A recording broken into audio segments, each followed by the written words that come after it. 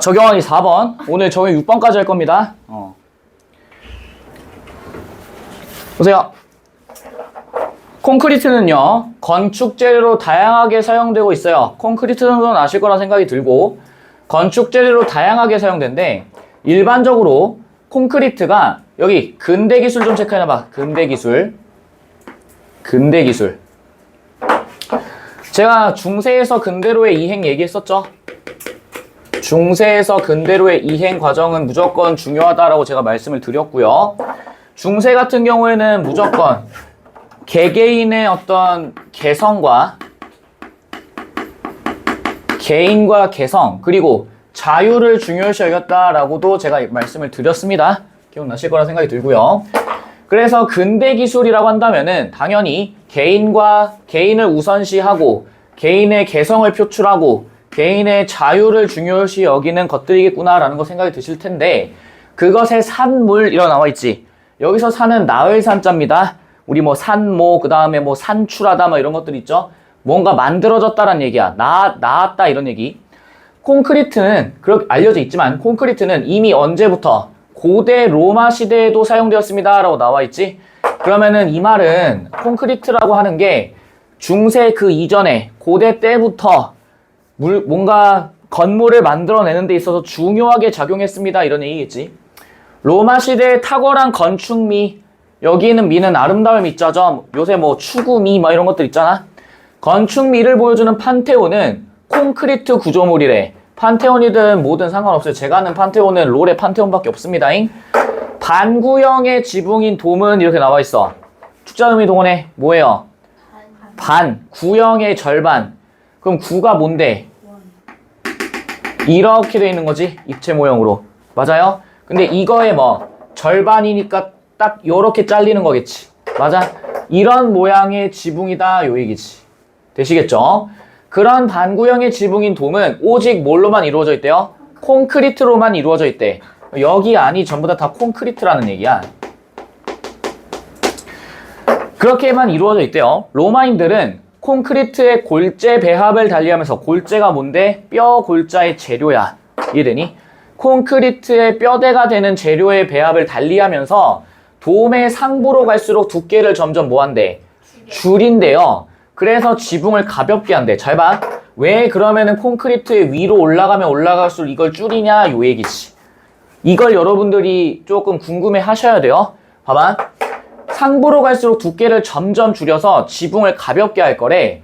돔의 지붕이 지름이 45m인 남짓의 넓은 원형 내부 공간과 이어진대요. 그럼 잘 봐. 지금 지름이 45m란 얘기는 이런 거 얘기하는 거지. 이렇게 긴 거 얘기하시는 거겠죠. 맞아? 이거를 위에서 보면 어떤 모양이겠어? 요런 모양이겠지? 그리고 요 위에 뭐가 올려져 있는? 돔이 올려져 있는. 이해되니? 돔이 이렇게 올려져 있고요. 그 다음에 여기서부터 여기까지 직선거리가 얼마? 45m. 요런 지금 건축을 얘기하시는 거겠지? 지붕의 중앙에는 지름이 9m가 넘는 원형의 천창. 여기서만 원형이 뭐예요? 둥글 원자의 형태야. 이해돼? 둥근 모양의 천창을 내어서 잘 봐. 빛이 어디로 들어와야 돼요? 내부 공간을 채워야 된대. 그럼 견적 나오지? 봐봐.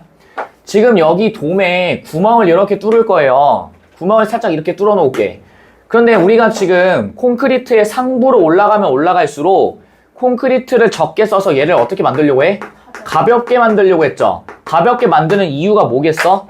천창을 내서 안으로 빛이 못 오게끔 만드는 거니? 들어오게끔 만드는 거지. 맞아? 그래서 빛이 많이 들어올 수 있도록 만들기 위해서 일부러 여기를 가볍게 만들고 콘크리트를 적게 넣어서 구멍을 더 크게 만들 수 있도록 만들었다. 요런 얘기. 가능하니? 여기까지? 그리고 보세요. 콘크리트는 시멘트의 모래와 자갈 등의 골재를 섞어서 물로 반죽한 혼합물이다 라고 나와 있어요. 잘 봐. 콘크리트에서 결합제 역할을 하는 시멘트. 축자음이 동원해. 뭐예요? 결합하는 재료. 이해되니? 결합하는 재료 역할을 하는 시멘트가 물과 만나면 점성을 띈대. 이게 뭔데? 점성이 뭔데요? 끈적끈적한 거 얘기하는 거지. 맞아? 끈적끈적한 형태를 띠는 상태가 되면서 시간이 지남에 따라 수화 반응이 일어나는데 너는 이 단어 몰라. 저도 사전 찾아봐서 알았어요. 방금 전에 수업 들어오기 전에. 수화 반응이 뭔데? 몰라. 근데 나도 네이버에 찾아보니까 시멘트나 콘크리트 등을 물과 반죽하면 굳어지는 현상 이렇게 나오더라고. 그 뒤에 보세요. 골재, 물. 여기서만 골재 뭐겠어? 위에서 얘기했던 모래와 자갈, 물, 시멘트가 결합하면서 여기 뭐라 나오니? 굳어진다라고 나와 있지? 그럼 수화 반응이 정확히 무슨 단어인지 모르겠지만 섞으면서 뭐 되는구나. 굳어지는 현상이구나. 이 정도. 콘크리트의 수화 반응은 이 부분도 상온에서 일어난대요. 상온의 뜻이 뭔데? 너네 음식이나 이런 아니면 무슨 뭐 음식 재료 그 다음에 뭐 의약품 이런 것들 보면 뒷면 보면 뭐라 나와 있어? 상온에서 보관하세요 이런 거 본 적 있지? 일상적 온도라는 거 가능하니? 맞아? 상온에서 일어나기 때문에 작업하기에도 좋아요. 원래는 굳으려면은 어떻게 해야 돼? 높은 온도에서 해야 돼요? 낮은 온도에서 해야 돼요? 높은 온도요? 넌 아이스크림을 여기다 올려놓고 하니? 쉣. 그러니까 도장이 약간 그런 거 생각했어요. 원래는 온도가 낮을수록 빨리 굳어. 그런데 그렇게 되면은 건축을 하는 데 있어서 뭐 냉동실이 있을 리는 없잖아. 그런데 얘는 상온에서도 굳기 때문에 훨씬 더 어때? 작업하기에도 좋을 수밖에 없다 이런 얘기죠. 반죽 상태의 콘크리트를 거푸집에 부어요. 너네 거푸집이라는 얘기 이거 너네가 아무리 학교를 중학교 때 초등학교 때 공부를 대충 했어도 청동기 시대 정도 빠삭하지 않니? 너희들의 어떤 역사 지식은 구석기, 신석기, 청동기에서 멈춰 있지 않아요? 비파형 동건 막 이런 거 개빠삭하잖아. 너희 거의 구석기는 구석기인들이랑 거의 연대유대 좋아하잖아요 맨날. 거의 구석기인들의 내면을 이해하는 그 수준까지 갔잖아. 거푸집이 뭐예요? 뭔가 틀을 만들고 거기에다가 주물을 부어서 굳히는 그런 것들이지. 거푸집에 부어서 여기 뭐라 나와? 경화. 이거 진격의 거인 많이 봤으면 알지. 경질화. 그래서 막 딱딱해지는 거 얘기하는 거잖아요. 우리 그 문법 할 때 경음화, 경국에, 연국에 이런 얘기 했던 거 기억나? 그럼 여기서 말하는 경은 뭐예요? 딱딱해진다 이런 얘기지. 이해돼? 거푸집에 부어서 단단하게 만들면 다양한 형태의 크기와 구조물들 만들 수 있어. 콘크리트의 골재는 종류에 따라 강도, 강한 정도, 밀도, 얼마만큼 차 있는가 그런 것들이 다양하기 때문에 골재의 종류와 비율을 조절해서요. 콘크리트의 강도와 밀도를 다양하게 변화시킨대. 잘 봐. 계속 지금 뭐라 나오니? 다양하다, 다양하다, 다양하다 이런 거 나오죠. 그게 왜 그런 건데? 지금 이 콘크리트 언제 주로 썼어요? 근대에 썼지. 근대에 쓰니까 개인의 개성들이 다양해지잖아. 다양해지니까 당연히 건축 같은 것도 획일화 시키는 게 아니라 다양하게 만든다가 가능하시겠죠? 그리고 골재들 간의 접촉을 높여야 강도가 높아진대. 왜 그러는데? 만약에 헐겁게 이렇게 되어 있어. 그러면은 잘 안 달라붙겠지. 그러니까 강도가 약해질 텐데 얘네들을 어떻게 하는 거야? 이렇게 딱딱 붙여버리면 어떻게 되겠어요? 딱 붙으니까 쉽게 떼어져 안 떼어져? 안 떼어지겠지? 그래서 강도가 높아지는 거고 서로 다른 크기의 골재를 배합하는 것이 뭐하다? 효과적이다 라고 나와 있어. 잘 봐. 물론 서로 다른 크기의 골재를 배합하는 게 효과적이라고 나와 있는데 왜 그러는지까지는 모르셔도 되지만은 그냥 이렇게만 얘기를 해보자고. 약간 그런 거 있잖아. 시멘트를 치면 어쨌거나 지금 콘크리트 붓는 거잖아요. 그런데 콘크리트를 딱 붓는 과정에서 크기가 균일한 애들로 하는 것보다는 어떻게 하는 것이 좋구나. 크기가 어떤 거? 서로 다른 애들끼리 뭉쳐놓는 것이 더 어떻다? 견고하고 안정적입니다. 요 정도만 머릿속에서 그려보시면 끝나. 이해돼? 콘크리트가요. 철근 콘크리트로 발전함에 따라 잘 봐. 너네 또 이거 무의식적으로 막 이런 거 하고 싶잖아. 콘크리트 정리하고 싶지 않아 막. 철근 콘크리트 막 이런 거 하고 싶지 않아요? 정리하고 싶지 않아? 안 돼. 하지 마. 물론 머릿속에서 정리하신 거는 추천. 근데 이거를 써가지고 뭐 한다? 비추. 봐봐. 그럼 철근 콘크리트로 발전함에 따라서 건축은 구조적으로 더욱 견고해졌대. 잘 보세요. 철근 콘크리트의 의미가 뭔데? 콘크리트에 뭘 섞은 거야? 철근을 섞었다 이런 얘기죠? 맞니? 그러니까 당연히 더 어떻게 되겠어? 견고해질 수밖에 없고요. 형태면에서 또 나오지. 계속 나와. 뭐라 나와? 다양하고 자유롭다. 다양하고 자유롭다. 일반적으로 콘크리트는 누르는 힘인 압축력에는 쉽게 부서지지 않지만 당기는 힘인 어디? 인장력에는 쉽게 부서져요. 잘 봐. 그럼 압축력이라는 거는 위아래로 뭐 하는 거예요? 누르는 거를 얘기하는 거지. 맞아? 콘크리트가 만약에 이렇게 있어. 위아래로 누르는 힘을 뭐라 부르는 거고 압축력이다 라고 부르는 거고 그 다음에 당기는 힘이래. 요렇게 당겨봐. 이걸 뭐라 부른다? 인장력입니다. 이렇게 부르는 거지. 맞니? 그러면은 인장력은 언제 발생할까? 우리가 이제 팽창할 때 여름 같은 경우에 생각해 보시면 돼. 여름에는 어떻게 돼요? 수축하는 게 아니라 어떻게 돼? 팽창하지? 그러면은 당연히 인장력이 어떻게 되겠어? 강해질 수밖에 없겠지. 또 뭐 지진이나 이런 것들이 있어. 흔들리죠? 흔들리면서 어떻게 되는 거야? 좌우로 뭐해? 잡아당겨. 그러니까 지진 같은 거 날 때 어떻게 돼? 폭삭 무너지는 거지. 이해돼? 그래서 일본에 이런 데 내진 설계 이런 것들을 하는 거잖니? 압축력이나 인장력의 재료가 부서지지 않고 그 힘에 견딜 수 있는 단위 면적당 최대 힘을 압축 강도와 인장 강도라고 하는데 잘 봐. 콘크리트의 지금 단점이 뭐예요? 압축력에는 세, 인장력에는 쉽게 뭐 한다? 부서져 버려. 그러면은 당연히 이런 것들 뭐 해야겠니? 보완하고 해결해야겠죠? 그게 지금 콘크리트가 철근 콘크리트로 계속 바뀌어 나가는 과정이야. 그리고 여기 봐봐. 단위 면적이다 라고 나와 있지. 이거 우리 저저번 시간에 한번 했어. 요거. 겉보기 등급이랑 절대 등급 기억나세요? 단위 시간 동안 단위 면적이 입사하는. 내가 그래서 이때 단위라는 걸 뭐라 얘기했어? 기준이 되는 이라고 얘기했던 거 기억나? 기준이 되는 시간. 기준이 되는 뭐? 면적. 이렇게 얘기했었다고. 기억나세요?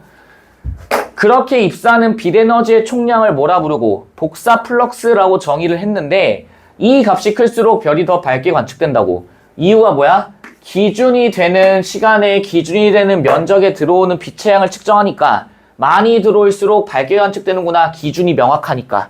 이해되니? 얘도 마찬가지죠. 다시. 그럼 다시 해봐. 단위 면적이라는 얘기는 이제 바꿔 얘기하세요. 뭐라 얘기할래? 기준이 되는 면적. 기준이 되는 면적당 최대의 힘을 압축 강도와 인장 강도라고 부르는데 아 그러면 압축력과 인장력이 어느 정도 견딜 수 있는지를 기준이 되는 면적을 가져다 놓고 최대의 힘이니까 이건 어떤 의미겠어? 어느 일정 수준까지 이게 얼마나 견딜 수 있나겠지. 압축력을 졸라 가했어. 결국에는 누르다가 파스락하면서 쓰러지겠지. 그걸 뭐라 부를 거야? 그 직전까지를 최대의 힘. 인장력도 땡기다가 어느 순간 파스락하고 부서지겠지. 그 직전까지를 뭐라 부르겠어? 최대의 힘. 그걸 압축 강도와 인장 강도라 부르고 콘크리트의 압축 강도는 인장 강도보다 몇 배가 더 세요? 10배가 더 세요. 와 그러면은 압축력에 견디는 거는 인정. 근데 인장력은 바꿔 얘기하면 압축력의 압축 강도의 몇 분의 몇이야? 10분의 1밖에 안 돼. 금방 빠스라진다고. 그럼 보세요. 압축력을 가했을 때 최대한 줄어드는 길이는 인장력을 가했을 때 최대한 늘어나는 길이보다 훨씬 길대. 잘 보세요. 여기 무슨 의미일까? 종이컵 같은 거 없나? 뭐 이거 예시를 들어볼게요. 아 여기 있네. 딱대. 먹을 거야? 부숴버릴 거야지. 봐봐. 압축한다는 건 뭐예요? 위아래로 누르는 거지. 맞아? 이렇게 누르면 어떻게 되겠어? 높이는 뭐 되겠어요? 줄어들겠지. 맞아?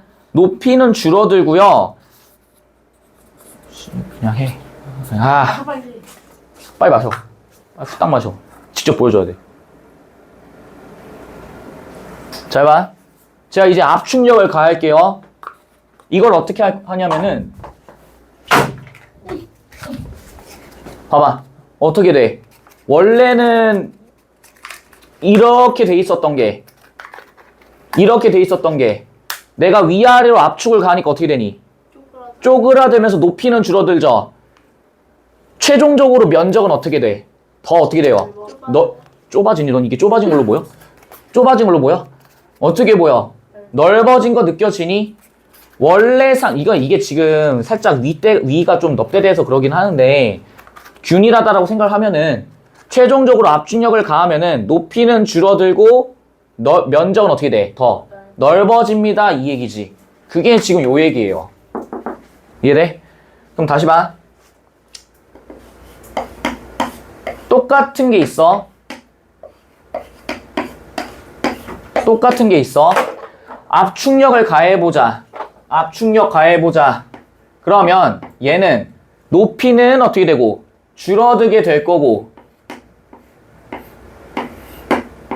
가로의 면적은 더 어떻게 될 거야? 넓어지게 된다. 반대로 위아래로 잡아당겨봐. 그럼 어떻게 돼? 높이는 어떻게 돼요? 더 커질 거고 그 다음 면적은 어떻게 될 거고 좁아지게 된다 그 얘기지. 그게 지금 어디에 나와 있어? 16번에 나와 있죠. 16번이 지금 이런 얘기 하는 거지. 됐니? 그럼 다시 봐. 압축력을 가했을 때 최대한 줄어드는 길이는 인장력을 가했을 때 최대한 늘어나는 길이보다 훨씬 길대요. 왜 그러는데? 왜 그러는데? 이유가 뭔데? 아까 얘기했죠. 압축 강도가 인장 강도보다 약 몇 배가 더 세다 했어. 10배가 더 세다며. 그러니까 힘을 최대한 가했을 때 더 많이 어떻게 되겠어? 줄어들 수밖에 없습니다. 이 얘기야. 이해되니? 그런데 철근이나 철골과 같은 철재는 인장력과 압축력에 의한 변형 정도가 콘크리트보다 뭐예요? 작아. 그럼 이 말은 뭐니? 변형 정도가 콘크리트보다 작다란 얘기는 힘을 가했을 때도 변형되는 정도가 그만큼 뭐하다? 작다. 그러면은 왜 그러겠어? 얘네는 상대적으로 어때? 말캉말캉하지? 이 종이컵 같은 거는. 봐봐. 이런 종이컵은 어때요? 잘 늘어나기도 하고 잘 쭈그러들기도 하지. 근데 이런 거는 잡아당겨도 잘 안 잡아당길 거 아니야. 이유가 뭐야 얘는? 단단하니까. 철골도 마찬가지야. 단단하니까 잘 안 줄어들어. 또 압축 강도와 인장 강도 모두가 콘크리트보단 어때요? 높아요. 당연하지. 저거 분필도 밟는다고 해서 되겠냐고. 안 돼. 특히 인장 강도는 뭐 같아요? 월등히 높다. 잘 봐. 잘 보세요. 그럼 연애 견적 나오지. 지금 콘크리트가 가지고 있는 단점이 뭐야? 콘크리트가 가지고 있는 단점이 뭐예요? 인장 강도가 터무니없이 약한 거였지. 그럼 그거를 보완하려면 뭘 쓰면 되겠어? 철근이나 철골 같은 뭘 쓰면 돼? 철재를 써주면 해결될 수 있다고. 그래서 보강재, 무슨 뜻이야? 보강을 해주는 재료. 철근을 콘크리트에 넣어 대부분의 인장력을 누가 받도록 해요? 철근이 받도록 한다고. 왜? 얘네가 훨씬 더 어떠니까? 인장 강도가 세니까. 그래서 인장력에 취약한 콘크리트의 단점이 크게 보완돼요. 그럼 견적에 나오지. 계속해서 기술이 발전하는 이유는 이전까지 있었던 기술의 단점을 뭐하고 보완하고 발전시켜 나가는 겁니다. 이렇게 이해하시면 되겠지. 되니? 핵심은 이거야. 기술의 발전이라고 하는 게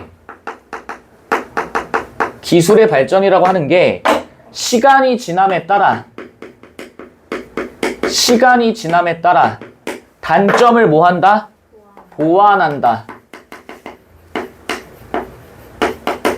이해되니? 다시 봐. 다만 철근은 무겁고 비싸기 때문에 대개는 인장력을 많이 붙는 부분을 정확히 계산해서 그 지점을 위주로 철근을 보강해요. 왜 이거를 그럼 정확히 계산해야 되는데?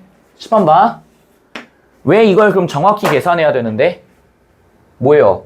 무겁고 비싼데 왜 정확히 계산해야 돼? 무거우니까 사람들 이거 들고 다니면서 할 수 있어 없어? 없어. 또 만약에 대충 인장력을 가했다 쳐봐. 그럼 어떻게 돼? 돈 날리는 거야. 그러니까 어떻게 해야 돼요? 정확히 계산하는 거야. 이해돼? 그 지점을 위주로 철근을 보강합니다. 또한 잘 봐. 이것도 가해진 힘의 방향에 수직인 방향으로 재료가 변형되는 점도 고려된대. 잘 보세요. 수직인 방향으로 재료가 변형한대. 그럼 머리를 좀 써봐. 아까 전에 우리가 원기둥 같은 거 이렇게 제가 그려놨잖아요. 정확히는 모르겠지만 압축력을 이렇게 가했어. 그럼 이거의 수직은 뭐겠니? 이거의 수직 뭐겠어요? 어딨어?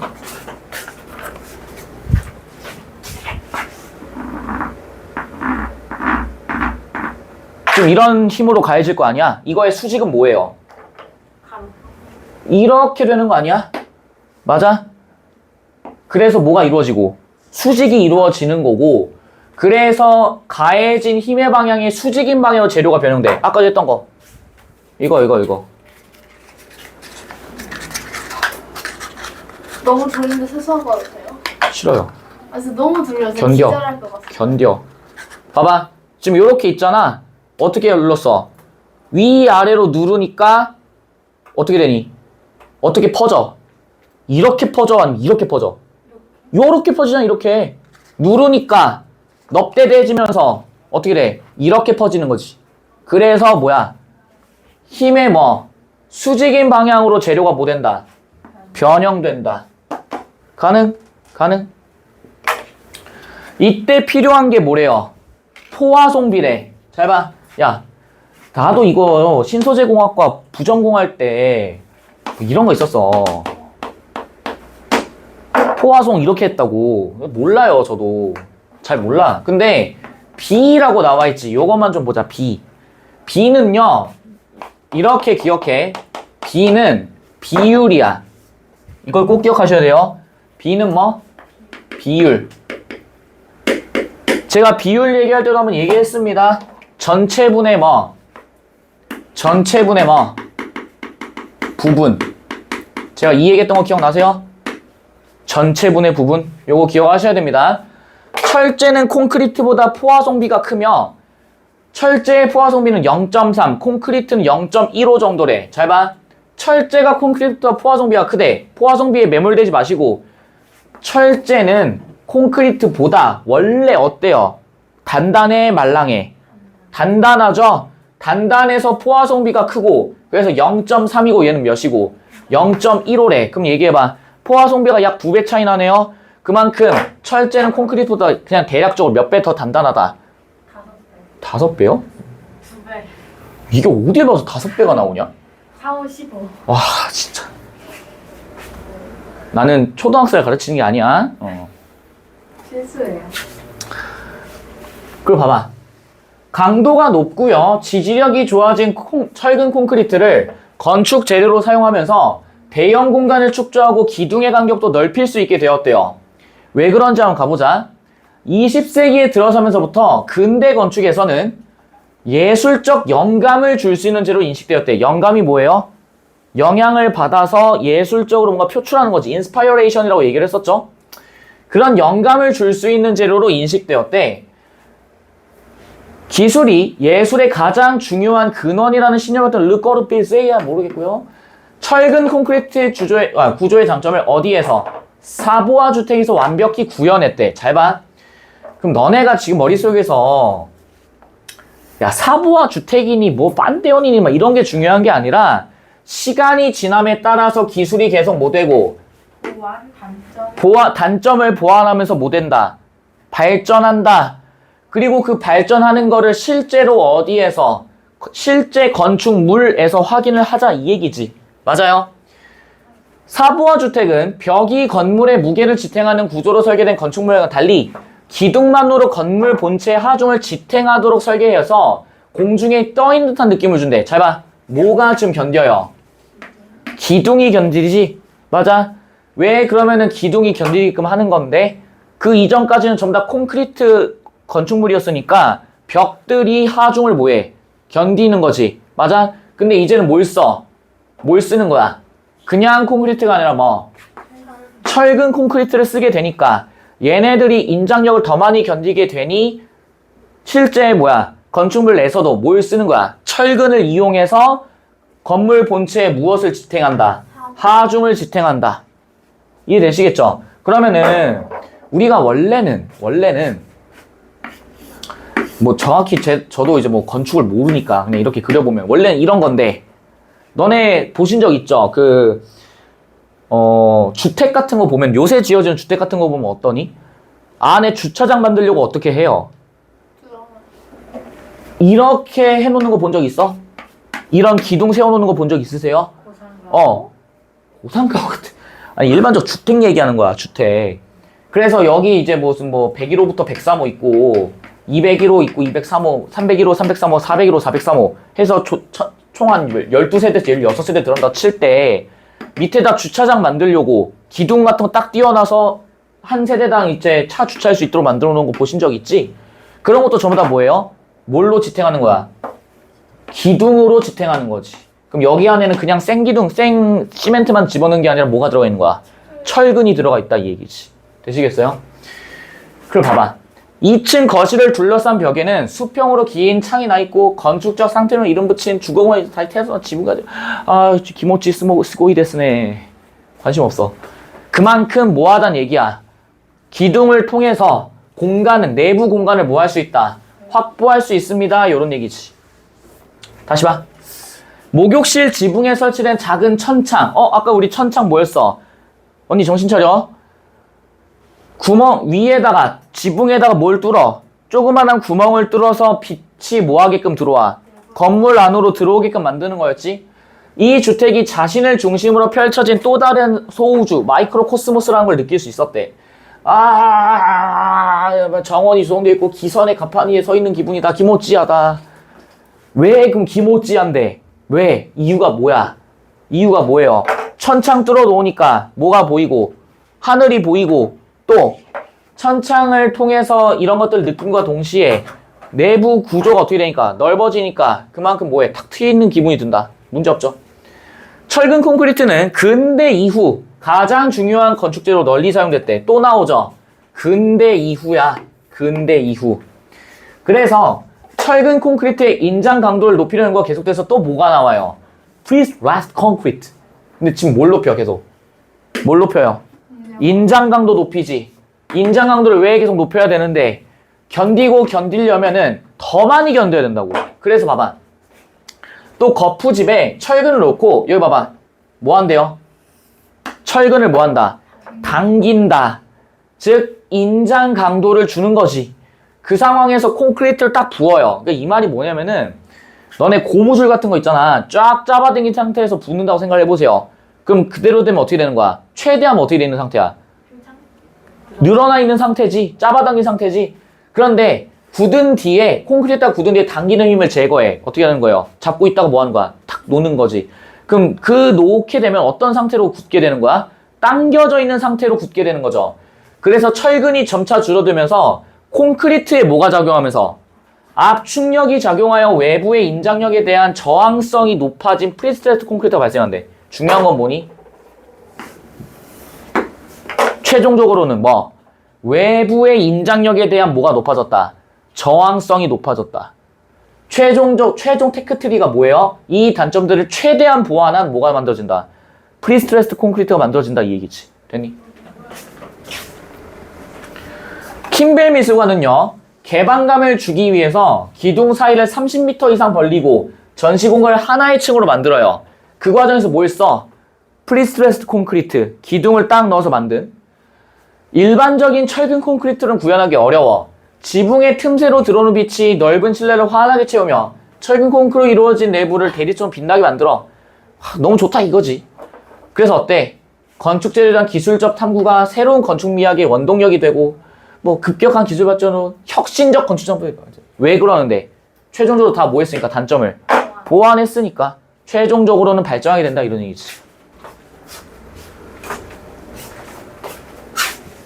뭔데? 숙이고 들어온나? 네. 다 보이니까. 다시 봐. 1번 보세요. 13번.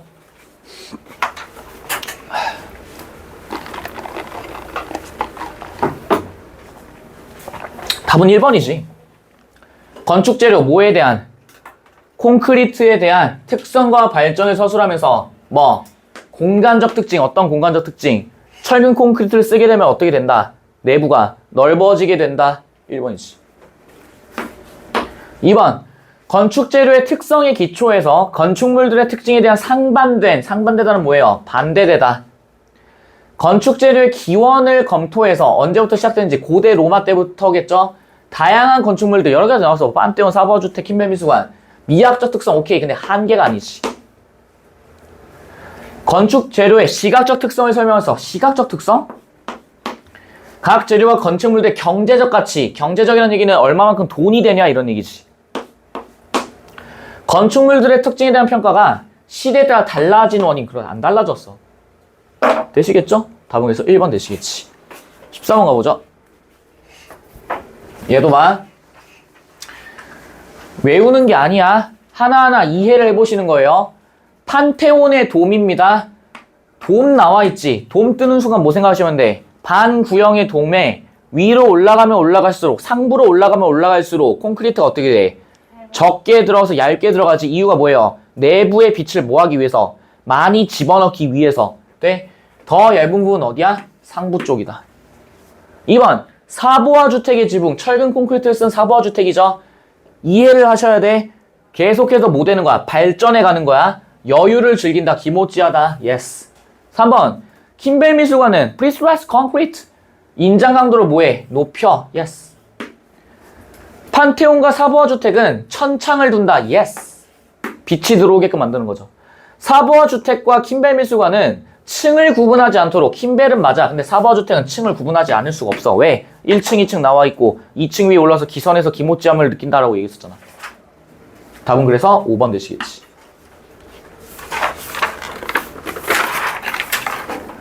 15번 가봐.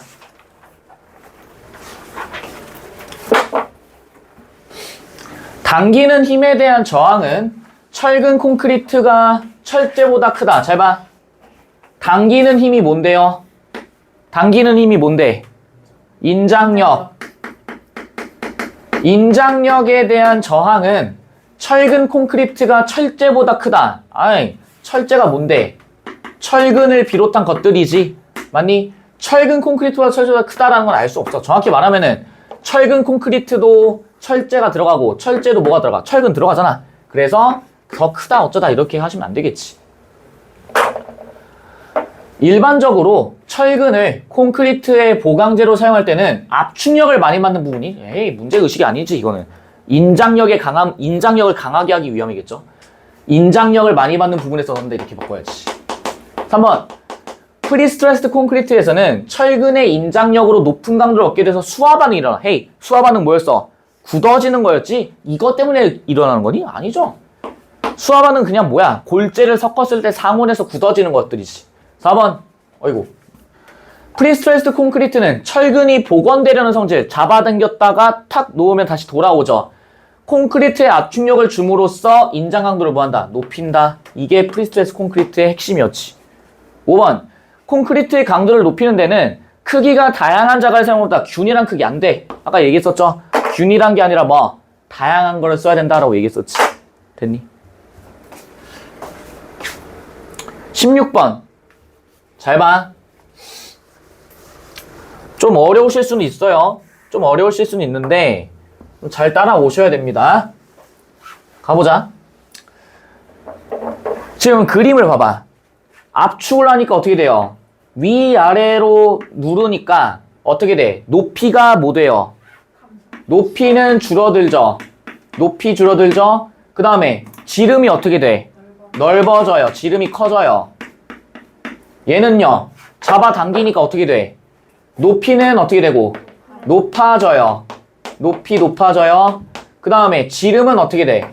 줄어들어요. 문제 없지? 봐봐. 철제만으로 제작된 원기둥 뭐? A. 콘크리트만으로 제작된 원기둥 뭐? B. 잘 봐.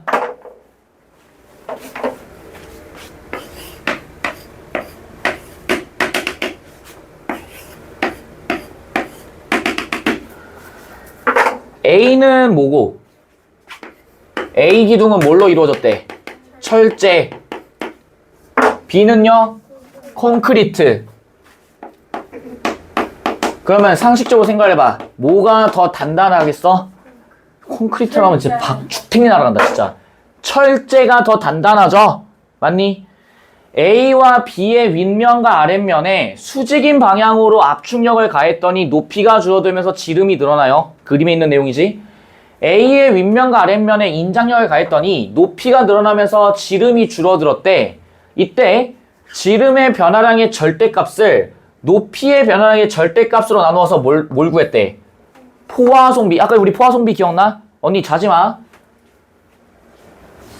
아까 전에 우리 포화송비가 뭘 했어? 비율이라고 얘기했었죠. 근데 제가 포화송비 어차피 그 지문에 안 나와 있었지. 근데 어디에 나와 지금? 보기에 나와 있죠. 그래서 제가 얘기한 게 이런 것들은 전부 다 뭐야? 적용 창의적 사고예요.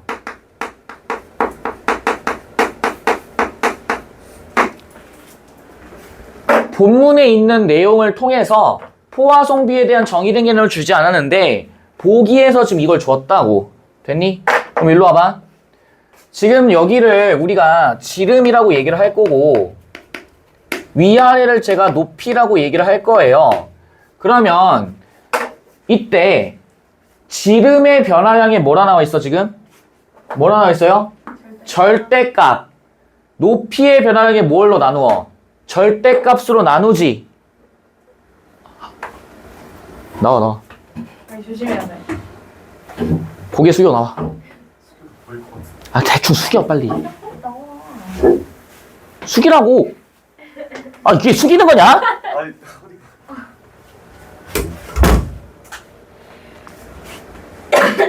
해봐. 그러면 지름의 변화량의 절대값, 지름의 변화량의 절대값. 절대값 정도는 알죠? 마이너스 3의 절대값이 뭐야? 3. 그거를 뭘로 나눈다? 높이의 변화량의 절대값으로 나누겠다고. 왜 그럼 절대값 씌우시는지는 알겠지? 왜? 높이가 줄어든다는 얘기는 마이너스가 됐다는 얘기고 얘도 지름이 줄어든다는 얘기는 뭐예요? 마이너스가 되었다 이런 얘기 아니겠어? 맞아? 다시 봐. 근데 그렇게 포화송비를 구하였더니 일반적으로 알려진 철제와 콘크리트의 포화송비랑 어때요? 동일하다라고 나와 있지. 철제 포화송비 몇이었고 0.3.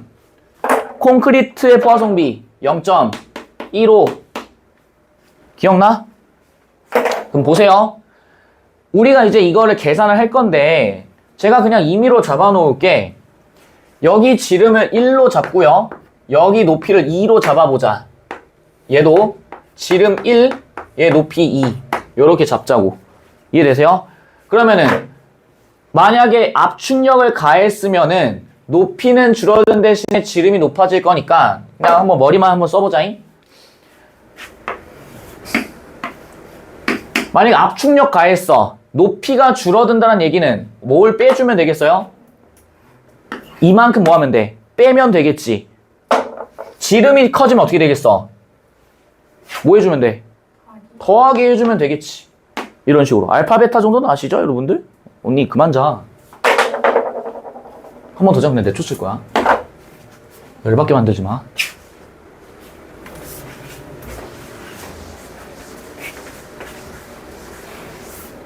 보세요. 동일한 압축력을 가했다면 B는 A보다 높이가 더 줄어들 거래. 봐봐. 에이. 뭐라 나와요? 동일한 뭐? 압축력이라고 나와 있지. 그럼 철제부터 계산해봐.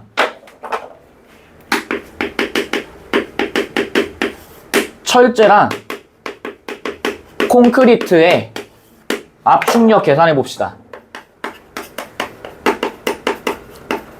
둘 다 동일한 크기예요.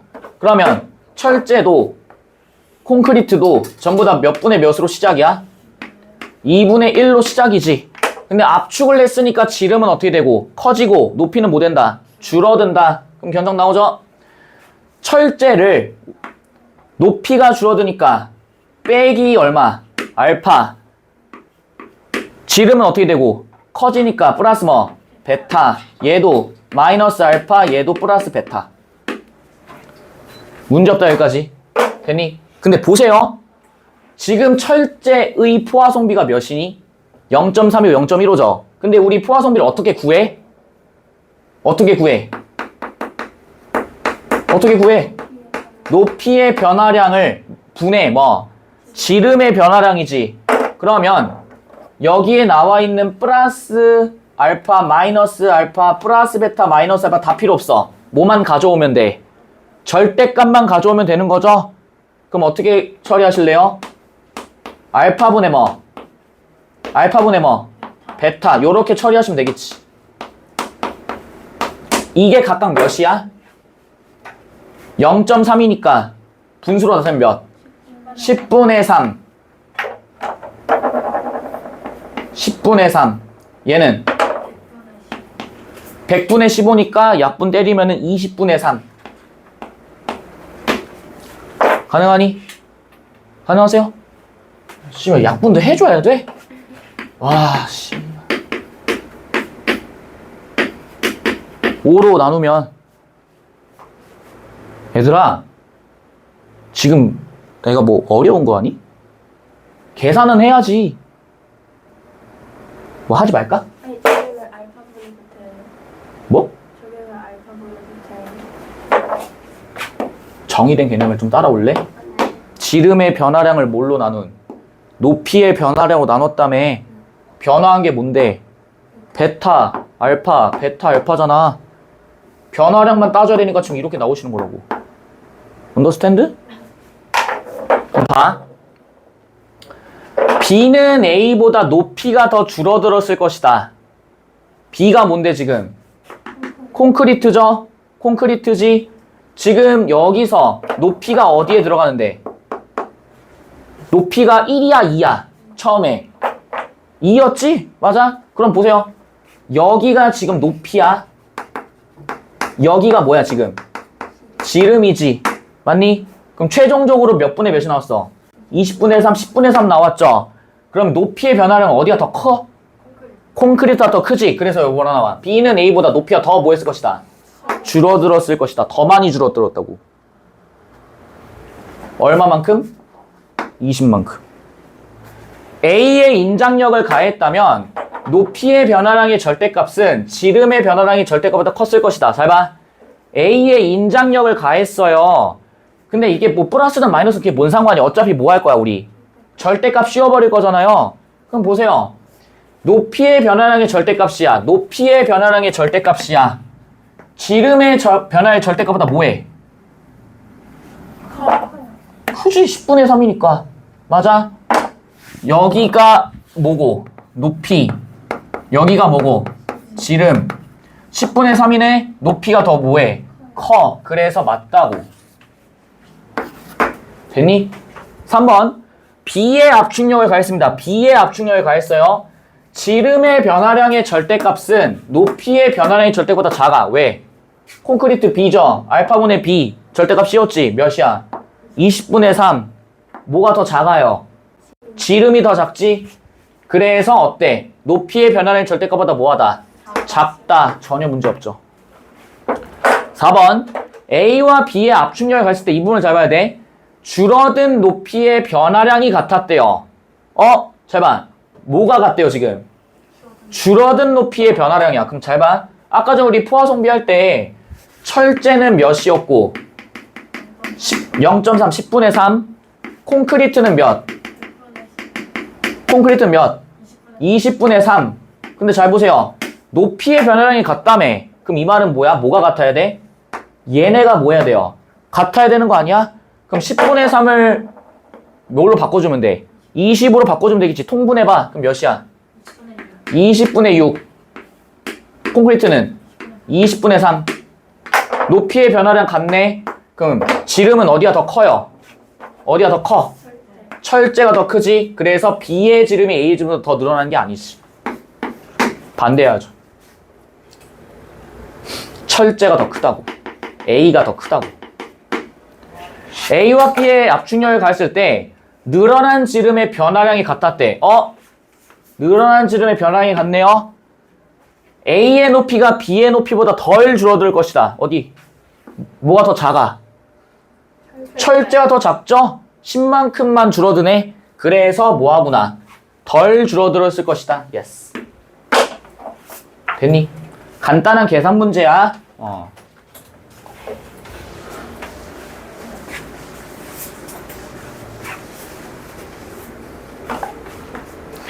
17번도 보세요.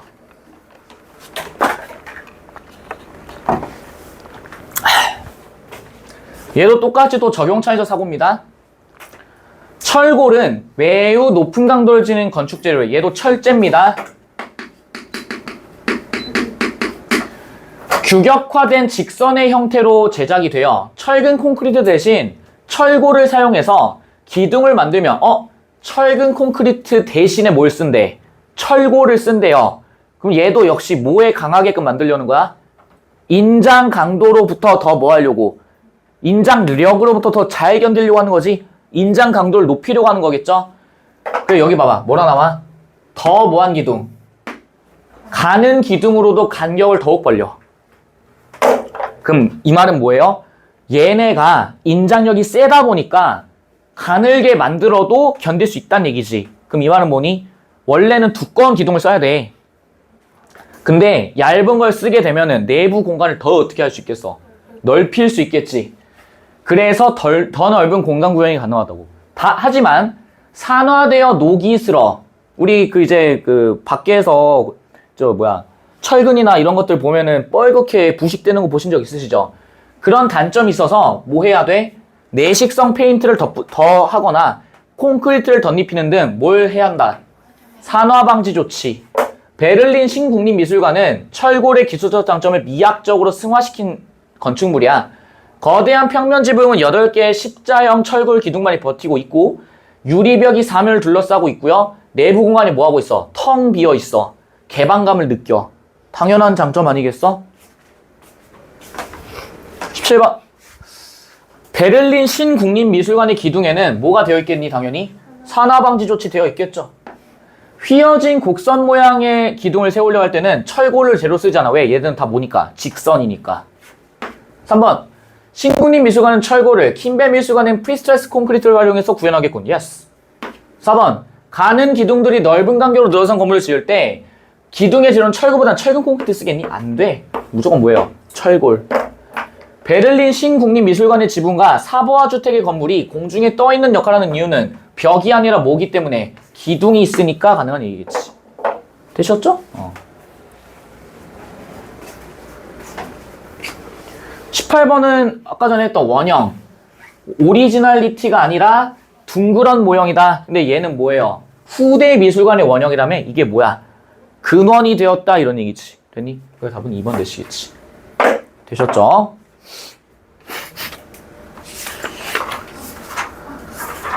잠깐만 좀 이따 갑시다.